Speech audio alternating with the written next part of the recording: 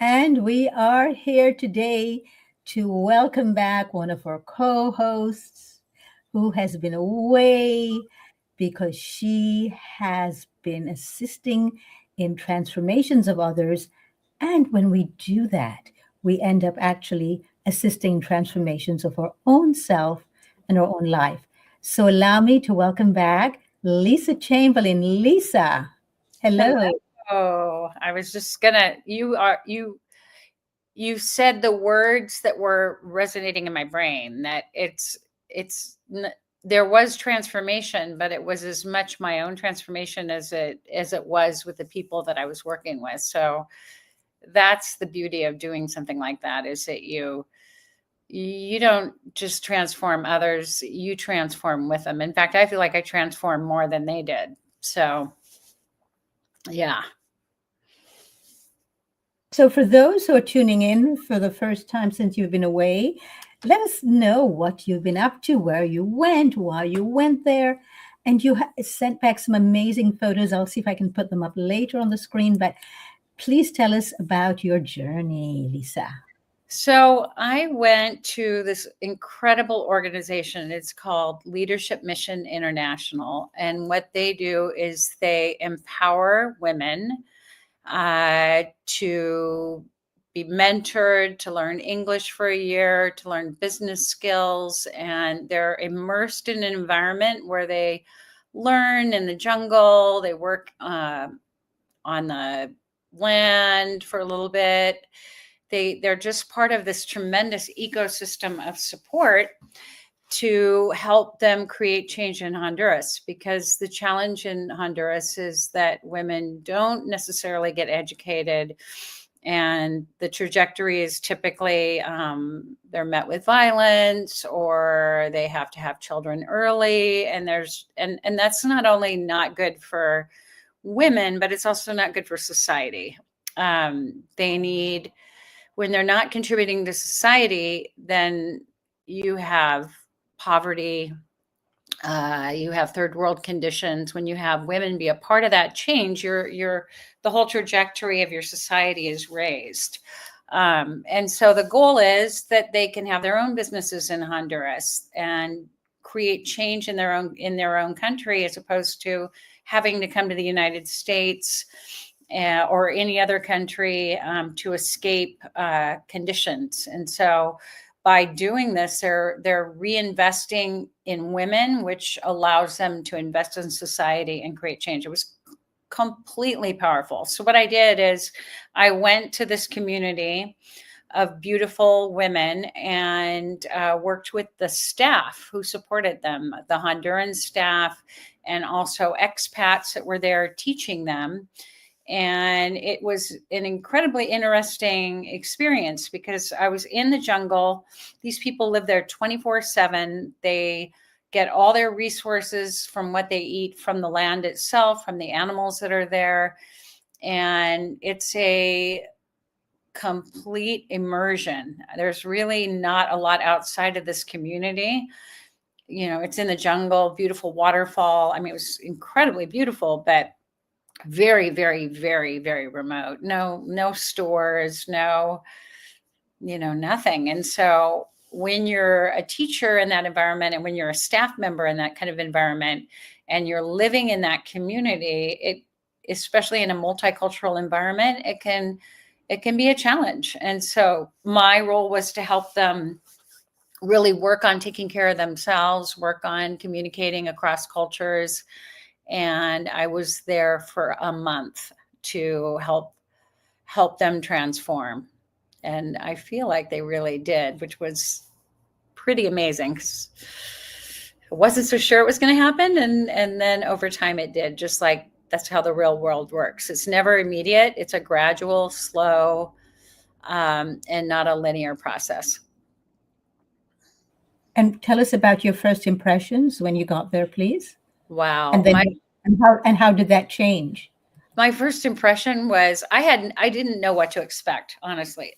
I didn't really look at pictures, or I like to go and be immersed and experience things live. I'm not somebody, if I'm traveling, that really looks ahead. I want to experience it full scale. So driving, just the drive from the airport, it was, over a couple hours. Most of it was on a dirt road. And I got there and it was incredibly peaceful. That's the first thing I noticed. The people, when I got there, they had a welcome sign for me. All the girls, all the staff welcomed me, hugged me. I mean, I felt so supported. It was incredible to experience so much love. And so that was my first impression. It was like, it's funny because it brought up my inner child, like the first day of school. Like, I don't know anybody, and everybody knows each other. So there was a little bit of that going on for me in the beginning, which I thought I had healed, and it came back up for me to take a look at. So, I had to, they have a place, it's called the Commodore, which you're looking at, where you get your food and you sit down, and they encouraged me to go sit with students and so they could practice their English. And so that's what I did. And tell us about your own view of what you saw transformed during this month's time, not just for you, but for them. And also, how did your worldview change as well and get transformed? Well, I think the biggest transformation was recognizing that so much of our worldview is our cultural landscape, which I never really, thought about, because we live in the United States and we're surrounded by, especially in Los Angeles, we're so much diversity. But in a smaller community, that can be challenging. You're not only your cultural landscape in your head, but also the landscape in which you're raised, like how you deal with conflict, how you communicate, what your needs are. I don't think most of us spend a lot of time really reflecting on that, but when you're in a very small environment like that, it really comes up for people. And if you're from a family that doesn't deal with conflict, you just kind of brush it aside and just act like nothing happened and move forward. And then come from a family where you do a lot of repair work, you talk about what happened, you move through the conflict. If you have those types of personalities that work together and they're not aware of their programming, it can create a lot of problems. And in a very small contained environment, everything is heightened. So I don't know what that was, but that's okay. Somebody had their phone on. So, all our co hosts, please turn your phones off. Thank you. And I'm going to actually ask you also, Lisa, what do you think about the physical landscape and how did you think that affected the culture and the actual outer environment? How did that affect the inner environment of the people who live there? Because I believe, and I've lived in several countries, that the outer environment really has a lot to do with the people and who we become in our lives. yeah, it was very, like I said, very, very, very remote. So, very serene landscape. It was situated by this gorgeous waterfall. I mean, just amazing. That's not the waterfall that was right next to the campus, but that's another one. I mean, it is just the most beautiful, beautiful landscape. I feel like the people, were they on some level connected to the landscape? Did they reflect that? Is that the question that you asked? Yes, absolutely. Yes, because I think our thoughts, our belief systems, the culture, even our body, our physical body, reflects the landscape in which we're brought up. So if you're brought up in a city, for example, if you're brought up in a city, you actually become the city. Mm, And if you're that's brought up in an environment where you have rivers and wildlife, you become part of that. It becomes a part of you. mhm. That's a beautiful uh analogy to read. I'm trying to think if I felt it's funny because I'm such a walker. Like I I that was my daily practice, going out for a walk. I did the same walk, but I just wanted to be out in nature, really connected to it.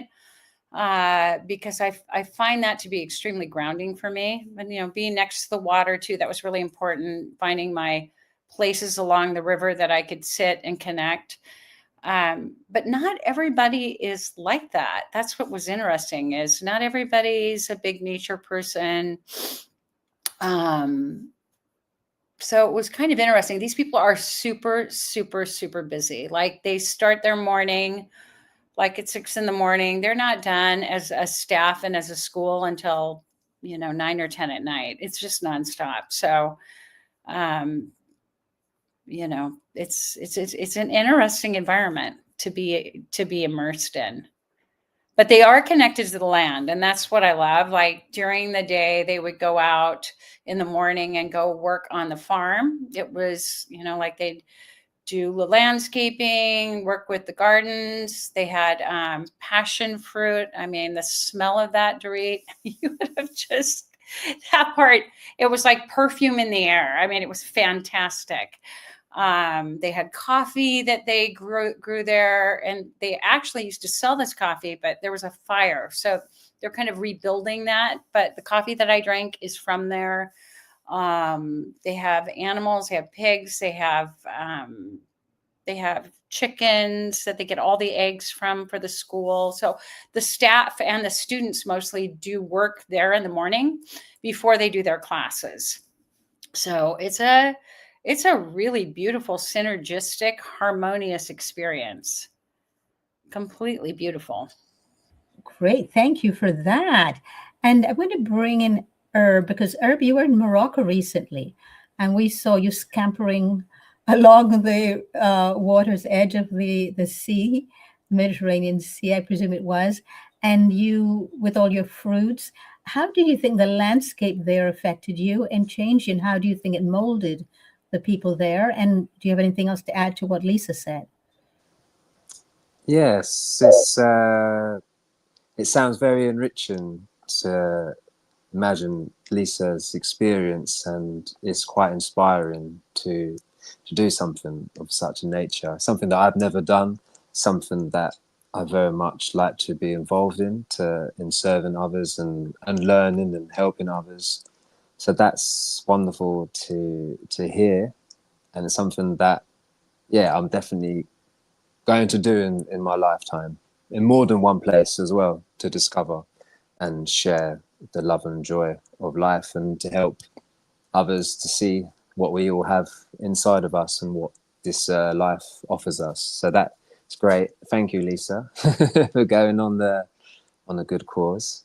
And as you mentioned, Doreet, in Morocco, the landscape most certainly it's a contrast to where I am at the moment, especially here in the UK, where it's dark, cold, and wet, which is fine in itself, but that can have a dampening effect on the populace, on many of us here. If yeah, it can be kind of contagious in the sense most people, unfortunately, sadly, do feel affected by the lack of sun. So in a place like Morocco, when it's clear sky, the sun, it's warmth, that's going to change people. They're going to be more settled, more comfortable. They got the especially where we stayed. Me and Pete stayed in Morocco along the coasts. It's just so relaxing and chilled. Just to hear the waves is a nourishment in itself. So most certainly, there's definitely it has a positive impact on people's lives. People are just so much more chilled and relaxed, more caring, more loving, and obviously you're going to have beautiful nourishment from the fruit, which I enjoyed and loved very much. Thank you for that. Pete, have you ever had an experience similar to this one of Lisa's? Unmute yourself first, please, Oh, yes, Pete. I can hear you. I haven't actually. I mean, I've done with groups and certain communities. We would share our skills and share our presence, really, but nothing like what Lisa done. So that's a beautiful story, and I think I have so much admiration for people doing things like that, projects like that. So I think a lot of my life has been partnerships and mortgage and family. So that was my part in a lot of my life. However, yeah, it sounds amazing, and I do share with a lot of people with the different skills I've learned over the years, in terms of whether the astrology, the breath work, and just basic, let's just say basic tools for living in this day and age. So it sounded really beautiful, and I do say the saying, it's like, well, if you're going to live in a quartz gray area, you're going to eventually, that's going to consume you and be you. If you're going to live in some woods or forest, eventually that's going to be, going to become that. And a lot of the job is done, a lot of the hard work. So like Herb was saying, yeah, it's pretty gray and dull in England. I've been in England for a good probably 14 years, going back a few years ago, and making the best of it, each winter, and just sailing through the winter. And the art that I learned was staying in a creative flow, staying things that are going to be exciting me, so I'm waking up and I'm learning this or learning that, whether it's the didgeridoo making many years ago, or the drum making, and then the flute making, or whatever. It doesn't have to be making or staying in. I was sharing today, really, it's the art of staying in a creative flow. So it's like the chi is always moving. So you can be so-called still, but the energy is moving through our body, really. And then another thing is people, why they might stop a certain discipline, whether qigong or whatever it may be. And I realize we hit layers, so we've got to have the emotional kind of awareness to realize what we've hit, to go through that. That's another topic anyway. So yes, I and there was what did come to mind about that, in terms of you tend to become more the environment. And you was asking Lisa about how were the people. I do find a lot of places, it sounded really remote, but I do find a lot of places are still have got westernized a bit too much.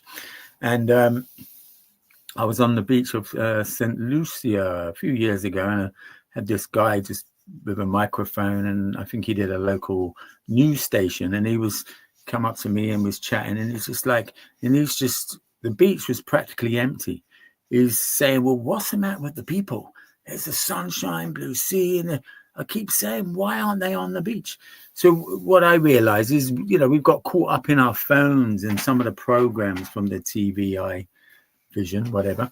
And so we've got caught into this loop, and then sometimes we can't see the very beauty right under our noses.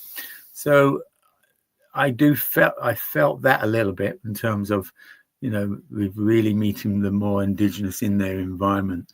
They tend to be getting caught up in the Western kind of technology, phones, this, that. So there's, even though people are, being on the land, which is really grounding and earthing.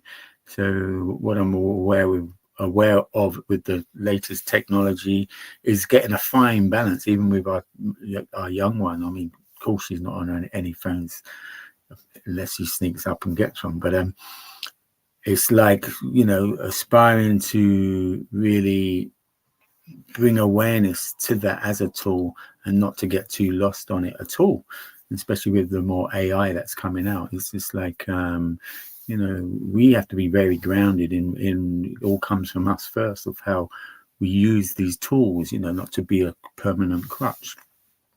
So that's probably what I've got to say about that, really. But well done, Lisa, and great to have you back. And hi, Herb, and hi, Doreet. So thank you for that. It's interesting that you brought up actually AI, because that was going to be my next question about Lisa, because she calls herself the high-tech priestess, the AI high-tech priestess. So did you introduce them to AI, or was that already there, or did you feel that this was not necessary? it's interesting because they were using it. Mhm.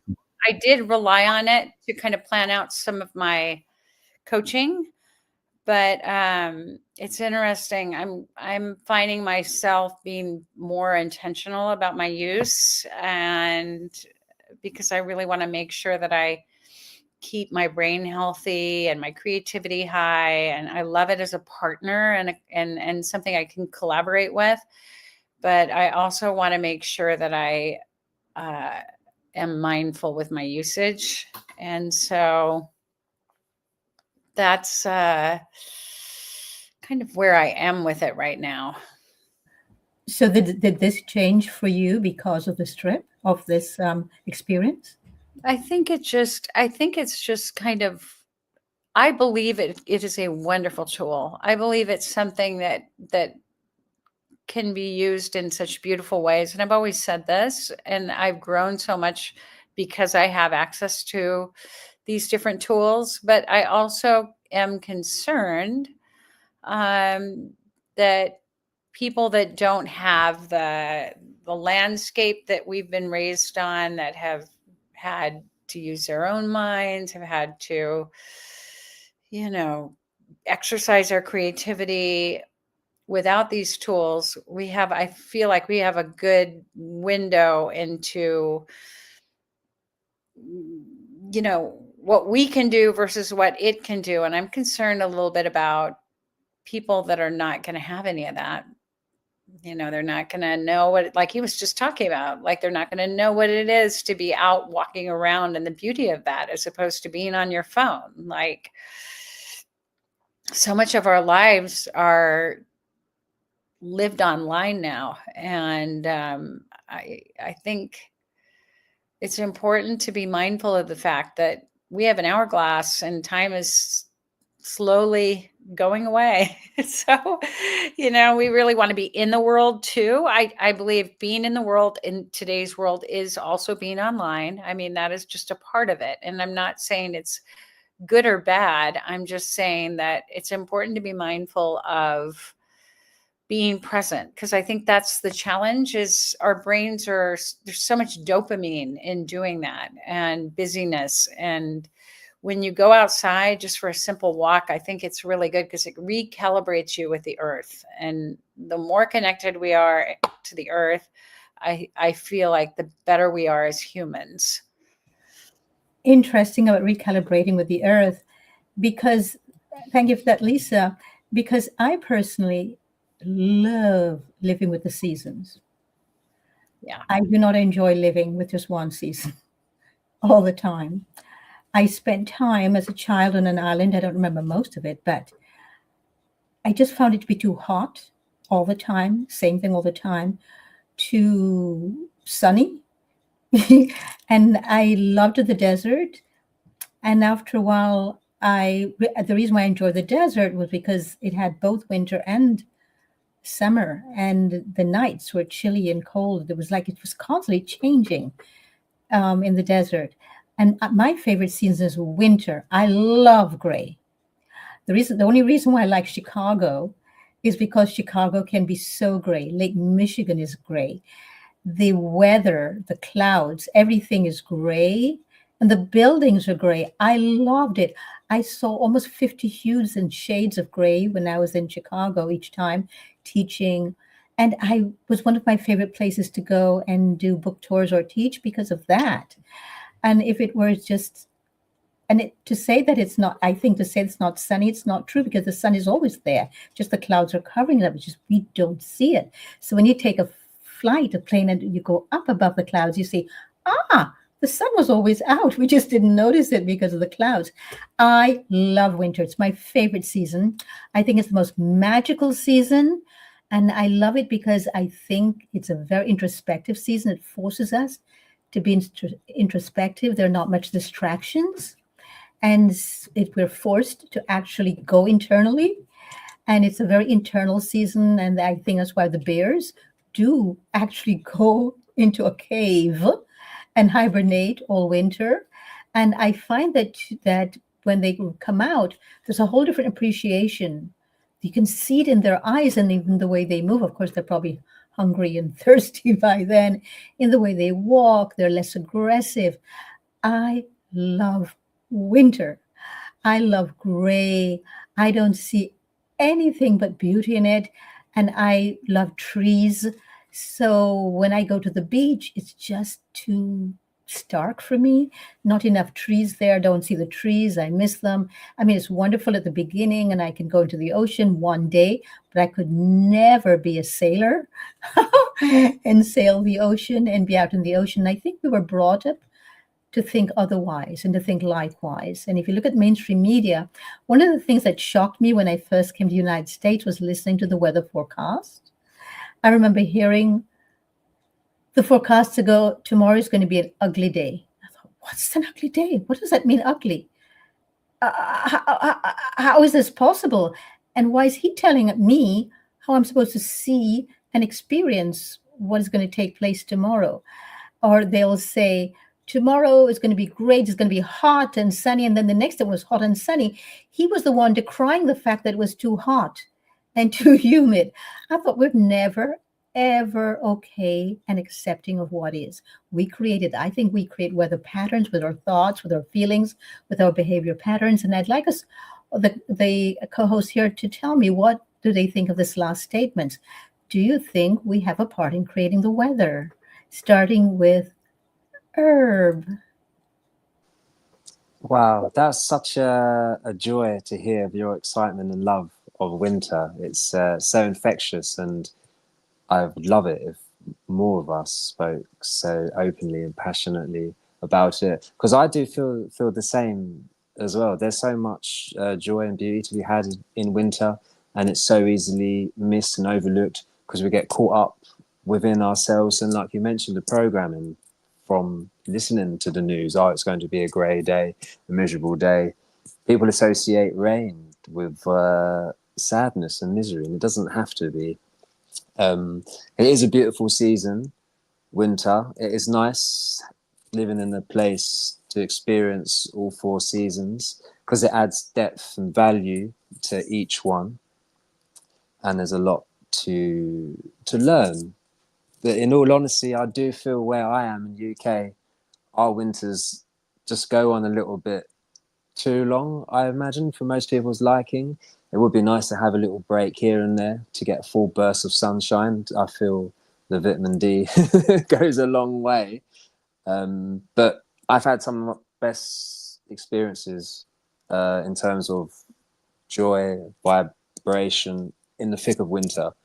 I like to make the most of it, and especially when it's snowy and you see it's just so picturesque and beautiful. I share so much. I believe you've seen quite a few of my adventures that I share, all the beautiful landscapes, like the moon being out with the early sunsets. Oh, it's beautiful, and yeah, it's available for all of us, and it's somewhat a tragedy that we don't get to see and enjoy all that.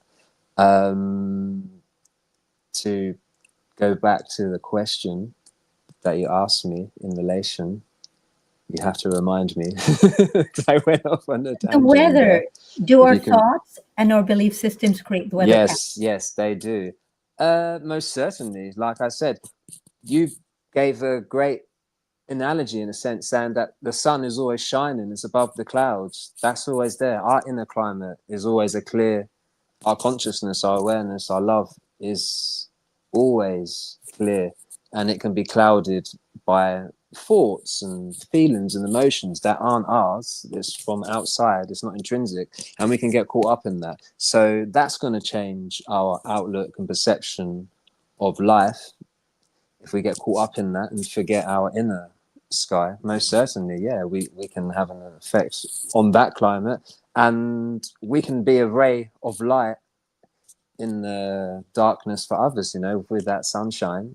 We can be that sunshine and shine it on others, affecting their lives in a positive, enlightening way. So yeah, most certainly, for sure, we have an effect on the weather.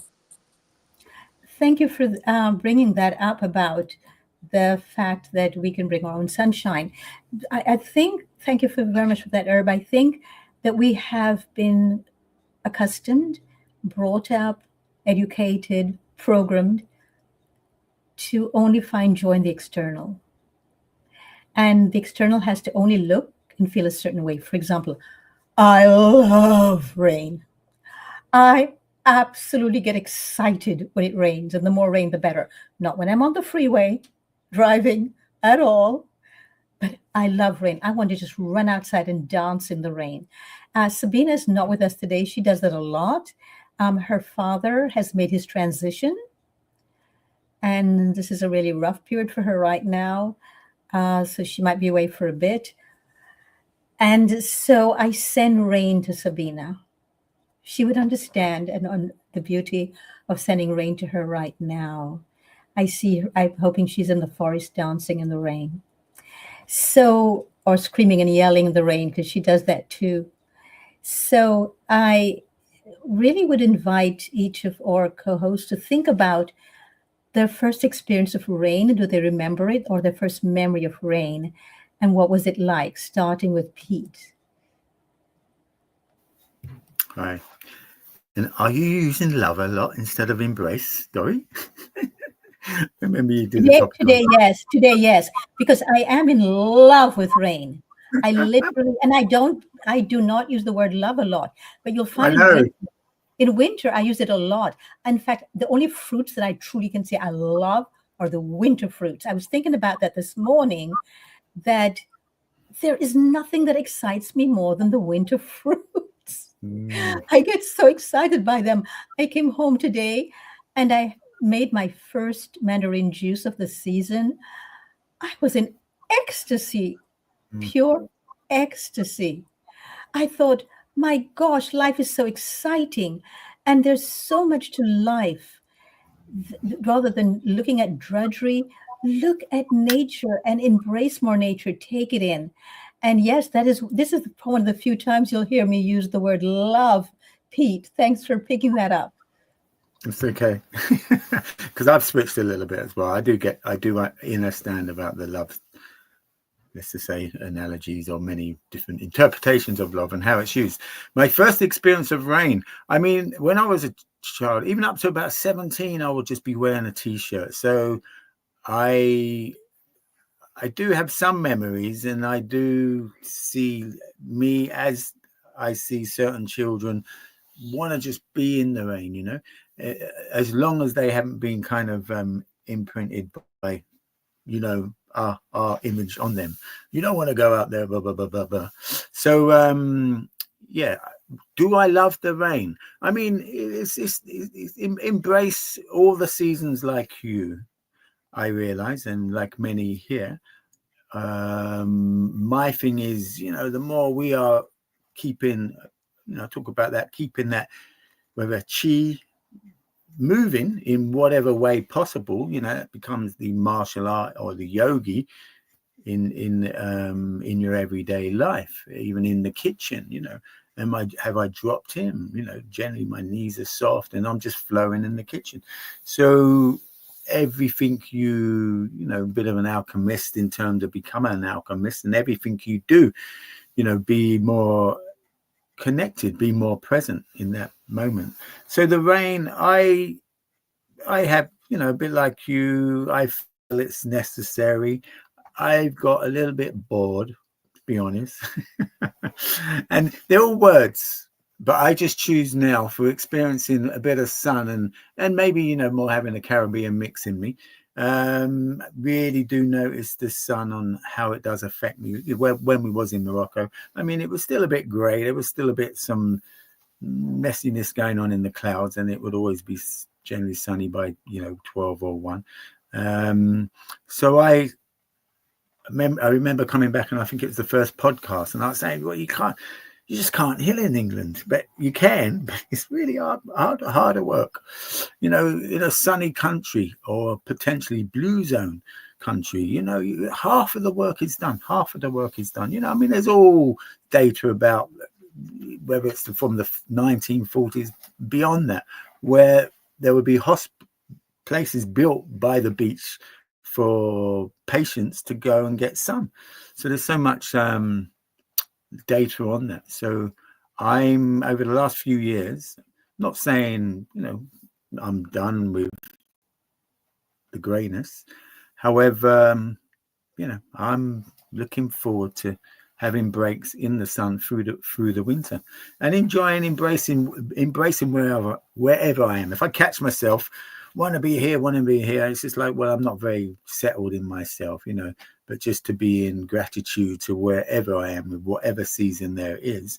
But if I do have more choice, and I realize the whole family can be more comfortable and we can be more relaxed and it can be more serving for potentially the community we're going to as well, then I would go with that, where it's more encompassing for everyone. So I embrace the seasons. I love the seasons. Thanks. And I think one of the reasons for that we feel so strongly about things being a certain way is simply programming, as Herbert brought up before, the word programming. Very true. Also, I think one of the problems too is that we don't experience rain. We see it as something that stops us from doing certain things. But what if we could do it no matter what in the rain? Did you have much rain at all in Lisa, in Honduras? And was it different for you? Yeah, it was right before I came, they had like monsoons, and I had a degree of that when I was there. And I'm like you, Doreet, I love the rain. I love the rain. I was born and raised in Bainbridge Island, Washington, and a significant amount of my childhood was spent in rain. Like I go outside and play in the woods. I'd read books. I love the sound of it. I love it when it happens here. I love what it looks like over the ocean. It's to me, it's so cleansing, and I just feel so deeply and viscerally connected to nature when it rains. A lot of people, like you talked about, have aversion to it. Like I remember when I moved to California, this is funny, and I was working in casting, and somebody canceled the appointment because of the rain. And I was like, what the heck? Like, I can't imagine shutting down your life because of rain. But I later understood that it is dangerous on the roads because it's dry here. The oil can come up and it can make it harder. People aren't used to driving in it. So I guess the only analogy for me is back where I'm from originally, like when it would snow, the same thing. It's that wet snow and people didn't know how to drive in it, and there's lots of hills. And so it's just kind of that version here with rain. So just funny how people react to weather. And like you guys both talked about, is programming. Like I associate it with pleasure. I associate it with my childhood. And not everybody has that perspective. Yeah, yes, exactly. I remember when I was going to University of Montreal in Montreal, Canada, and nothing ever got canceled because of weather, and just how the Canadians just embrace it all. They would cross country ski to work, cross country ski to school. Then, if it's too much snow on the ground, they just embrace it and just went with it. I was in seventh heaven. I was so thrilled. So, do you remember your first memory of rain, Herb? Yeah, one of my earliest memories that's coming through to me right now is having a bright red pair of Wellington boots and jumping and splashing in the puddles. That's what I can remember, and always had this fascination with these Wellingtons from then, because it was associated with a good, playful, joyful experience, and I'd always want to wear them everywhere I went. Even if it was sunny and dry, I'd want to wear these red Wellingtons because of the experience I had with the rain. That's one of the earliest, and I think it's a very calming, refreshing sound as well. Like, I'm sure I can hear it tapping on the window from a very early memory, or even I may have been in like a pram or buggy and having the clear cover over me and seeing it hitting the cover and hearing it was quite a special place to be in. So yeah, I've always liked it and associated it with having a fun time at school. It's silly because they used to call the children back into class but that was the one time where we get to play all kinds of games. So it was always a special thing, and then it's raining on the window. So yeah, those would be my earliest memories that come to mind. Love jumping in puddles and just watching the water droplets splashing in the puddles. It always looks like I call it like this fairies dancing. That's how I pictured it as a kid. That's one of my earliest memories as well. And I love sharing that with my boy when he was growing up. So I'd run out. As soon as it was raining, I'd run out into the garden. I would be like half naked or something still, but just embracing it, dancing in the rain, and he'd be excited and he'd come out there. And there'd be times when, like years later, it'd be raining in the garden. He's like, "Come, Dad, let's go run out." And he'd just be running out in the garden, dancing, and that just brings so much love and joy to our lives. So, yeah, it's always brought joy. There is so much to enjoy. Great. Thank you for that. Reminds me of Sabina also, running naked out into the forest when it rains. That's her favorite thing to do when it rains. So my first memory of rain was lying down at night and waking up to the pitter patter of rain on the roof and jumping up and running to the window. And it was the most magical sight that I've ever seen. I thought, what is this? And I love looking at cats and their response to rain or response to snow for the first time as well. It's just a magical season. I think cats respond so differently from us because they see and hear things that we don't. And so just watching them with rain and with snow for the first time, it's something that I really get tremendous excitement for. And Herb, thank you so much for taking your child out into the rain. I think it's so important. Pete, you remember you said that coming back to the UK, you said there's no healing in the UK, and then now you've changed your mind. But I think one of the most healing sights and experience I've ever had is the English countryside, and the pastoral nature of the English countryside. I think is just also magical, and I find it to be extremely healing. And so I think we all get our healing in different ways, and we see healing in different circumstances. What was the most healing experience you had in Honduras, Lisa? I would say the most healing experience I had was that hike to that gorgeous waterfall that you showed. That to me, there's a waterfall that was by campus that I really loved, but this other one was more majestic, and the one that we're looking at, and it just was transformative to be looking at that and experiencing that. And I went with a fairly large group of us. It was ironic. There were some people that came from a church in Seattle that ended up towards the end of my visit being there with me, which is funny. And these two beauties chose to accompany me on my walk. And all of that to me, and I was just smiling when I was thinking of what you were talking about with your red boots, because I bought rain boots and they're green and I love them, and I wore them actually every day, and I felt like a kid, like I was putting my feet in puddles and just relishing that, because I had a good spot when I graduated from college where I lived on an island in Scotland, and I wore wellies, and we'd splash around in the rain and wear my big woolly sweater, and it just reminded me of such happy times in my life. And in fact, I took a video of it and I sent it to my boyfriend. I'm like, I feel like I'm a child again in these boots. Like, it captured the excitement and the wonder. Because sometimes I think as you get older, you kind of lose that childlike wonder, and I just remembering all that and reconnecting with that was really magical for me. And the cows out and about, looking at me, and all of that, the connection to nature to me was the most transformative part of Honduras, is being out in nature. Thank you. Yes. And isn't it interesting that we actually, when it rains, we run inside?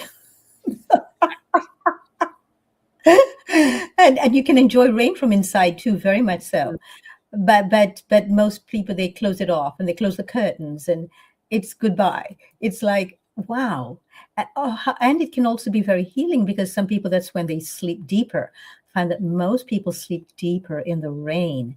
I find it to be such a transformative experience. So I'm going to put something on the screen that from one of my books where I wrote, the transformation is that magical opening where we shift into higher vibrations of ourselves, hitherto unknown or experienced. And so I think it's really important for us when we are enjoying being part of the landscape of life, as Lisa had used, the landscape of life, that we begin to realize that we are the part of the landscape of life and we're adding to it or detracting from it, depending on where we are or what we decided to do that day, night, evening. How has the landscape where you live, how has that shaped your life? Lisa, you kind of mentioned it growing up in Seattle, which is a very rainy place. And you also mentioned when you came to Los Angeles, exactly the differences in that. But how has growing up in the landscape in which you lived as a child shaped your life? That's such a beautiful question. And I loved your quote, by the way, of transformation. I just loved the way you captured the beauty of that experience with such exquisite words. Um, for me, I would say it's a beautiful question. It's those trees, right? The green, the water, the way the light, the sunsets. I it's it I think it creates. It's very interesting because they say that there's the Northwest chill, meaning that when people move there, they find that people are kind of hard to get to know. And I think it's partly because of that, the rain and the doors closed and going within, there's certain kind of a landscape that you're used to. You have pursuits that involve the rain, whether you're a hiker and you weather that, or you ski, or you are somebody that goes internal, you cook, you read, you reflect. So I definitely think it makes you kind of you persevere, like you recognize, like you got to be rugged to live there. You can't be a crybaby, right? The crybaby there. I mean, you have to get out in nature. You have to deal with it. You have to be a part of it. And so I do feel like gives you a good measure of resilience. So I would say that's baked into me, and just that understanding how beautiful nature can be, because I think it's one of the most beautiful places in the world. So it really gave me a healthy respect for nature.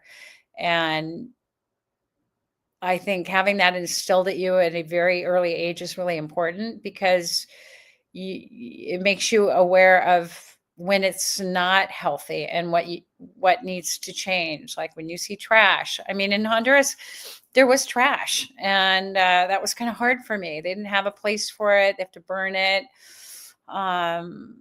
Being out in the middle of nowhere and seeing that was just kind of made me sad. Like, what can we do about this world?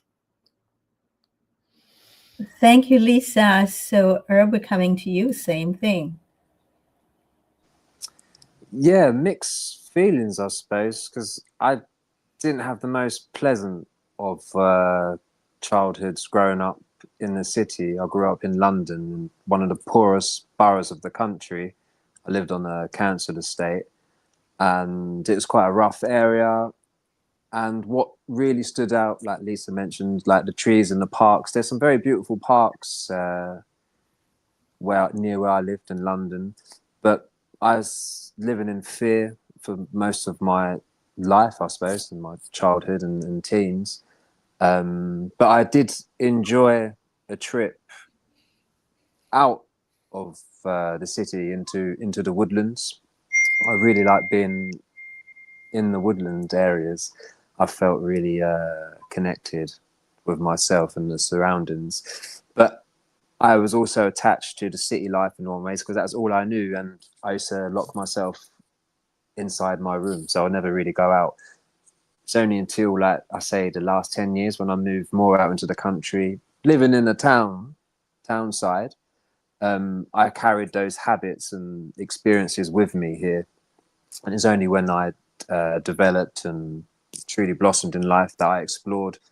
That's why I love cycling, because that's bike gave me lots of freedom to discover and see the world and the beautiful landscape around the area I lived in. So that brought me out of my shell and my comfort zone. And then, yeah, I've become going through various other stages of healing in my life. Being connected with nature, it's the only place that I felt nourishment and belonging. And yeah, I absolutely rose in love by being absorbed by the woodlands and the vast landscape. So it's a huge difference. But I do remember being very young, not being fond of the countryside because it used to smell like farms and animals and things like that. And I like technology and all things like that. So yeah, it's a funny one for me. But I'm very grateful for the experiences because it shaped me into who I am today. And yeah, I just have so much love and gratitude for everything in life. Thank you. Thank you, Irv. And Pete, your turn. Yeah, strangely enough, yeah, I was more in a suburb of London, so that was my early childhood. Just one thought I had. It was more when I mentioned it makes this really more difficult to heal in England was on the basis of the food love assumption we put in our bodies. You know, through the winters in England, you know, the fruits and stuff you get are very unalive. So it's more on that basis, and with the journey that to try and sustain them as I am uncooked raw vegan, you know, I do it very well. However, it can make it more challenging. And in regards to the weather, I mean, there's been many things going on in globally with the weather. I enjoy, especially when I look back many years ago, how the weather was. So I'm not, to be honest, I'm not going to say I'm not happy or not too unhappy, but I just be very truthful and witness what I see in the skies, and it's very messed around with. It's not as natural as it used to be. So when I do see grey, I know it's just very man-made creation. So I don't get down about it, but there's reasons for that. And, you know, there's things with the sun coming close and different activations, and it's many things there. So I do feel that on a very sensitive level. So my early childhood was potentially quite suburby and great. Fortunately, I realized, I remember I was doing let's just say a bit about myself, and then I realized, wow, when I was around five, we was going up to Oxford, up to our grandparents, and we'd be there living at the bottom, being in the bottom of the garden in the caravan. Some of us used to freak us way out because it was really dark. But they had plum trees, apple trees, and they had their own garden. And I didn't know any of these things. I was 5 or 6, swede, cauliflower, broccoli, carrot, knew some of them things. But so I realized how much that had an impact on me and how beautiful of an impact. And I realized some people don't. I mean, I hadn't been to the beach till I was about, I think 7 or 8. So I never had been to the beach to what I could remember. So that really played a massive part in me and in what I realized I've embodied, from on my mum's side, from my grandparents, just seeing her in her presence, cooking these lovely meals, Christmas meals, and were they so nice? They were so amazing. And, again, I managed to adapt, a bit of alchemy, adapt associations of what she made in a cooked version, in a raw version. So, and it's all that love I'm still embodied, but, wouldn't be so heavy and crashed out after the meals. So I realized, come from a more suburb, youngest of 6, so there were less time to really enjoy certain things around. We did have a park around, and in similar to Herbs, funny enough, still there was lots of struggles. And going back then, this is like whatever, 55 years ago, when I was about 5 or 57 years ago, we were one of potentially 5 mixed race families in the area. So there was that story, that some of that story that went down as well. So in terms of had to watch our backs a little bit and where we went. So, but hence now really, really ready to embrace more of the sun, to be honest, in terms of that part and what it actually does to me. We get the countryside and the visuals are amazing, woods are amazing. So that's how I would still sustain and survive now. When I am away, I do realize I walk more. But it's like we talked about AI earlier. So I've got a car, so I'm a bit more lazy with my car. It's like the car, the airplanes and stuff. It's how much we do. We use them wisely. Cars apparently kill more people than guns. So, we just use them more wisely, really. So, so that's my story, really, part of my story. Thank you for that, also, Pete. So I just want to finish up today and just show the absolute gorgeous beauty and color of the fruits of the winter. So we go from squashes and pumpkins to zapotes. Those of you who don't live close to Mexico, I'm very lucky to live right beside Mexico. I get 2 different kinds of zapotes. I love zapotes. And, of course, the persimmons, of which there are 2 different kinds. And there's this kind as well. For me, because I love fruit that's overripe, this really, sometimes I will keep it way too long until it's about to be to discard itself. But I just love these when they're very, very ripe. And of course, winter brings forth nuts and seeds. I love cracking open, just the fresh walnuts straight from the farmers. I get these at the farmers market on Sundays, and I'm so happy. There was a time when we wouldn't get them in Los Angeles, but now we're getting them because of the people in the fruitarian movement here, which is growing. And of course, you can see that I don't have much of these left. These are pistachios. I got so many nuts. I'm getting almonds, and it's just the most magical season, I think, for all of these things. So thanks, everybody, for tuning in today.